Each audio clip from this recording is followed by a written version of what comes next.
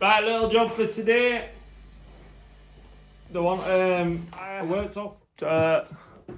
Just gonna cut the worktop down to you. And I cut a little splash back. Straight round there. And then they'll be able to use it just to stack stuff on. This is on a new build, this.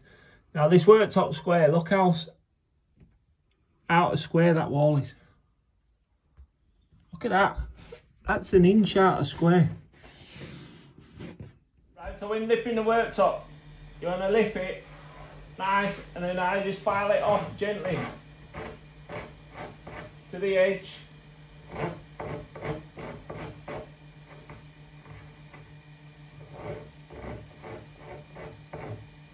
So it's nice and smooth like that.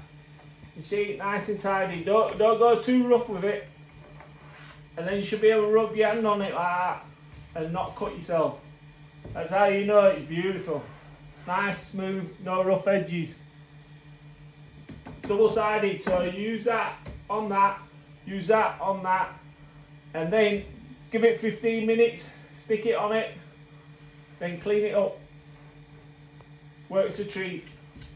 Right, and then for this side where it's overhanging, I always use a nice smooth edge on that side. All I do, get my file down, just file it, always go that way. Nice movement. Can you see that edge here? Get close up there, Lee. That edge is perfect. Nice, smooth, can't cut your finger. One fell swoop. Easy as that. And that's what you should be left with. Nice, smooth, you can't see no chips. Rub your hand over it, rub it across it. Beautiful. Better than a factory, that. Right, so, because this is so out of square, can't put that there and trim that off because it's too far out. It's an inch out, man. So what I'm going to do is I'm going to put an upstand on it to cover it with a worktop. But that's how bad new builds are built. Look how far. If I worked on site now, I'd be done for 10 o'clock every day. So what I've done is I've foamed my gap. This isn't foam, this is adhesive foam. So that'll expand, fill that gap, stick that worktop more firmly to that. I've already got brackets. You always have to have it supported first. This is just an extra one.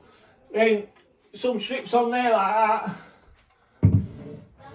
And then this baby, I'll just fit in like that. And then this one, I'll just fit in like that. Might have another little strip on there, I think.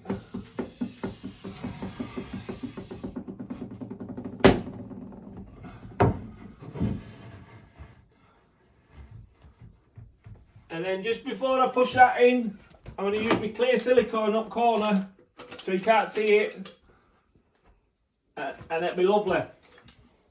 There you go, we made a tidy job.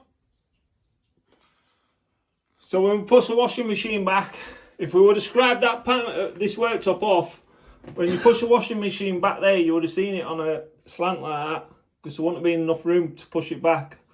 So now, because I've cut that trim down, and we've just trimmed it, push the washing machine back and it'll look equal, nice and tidy.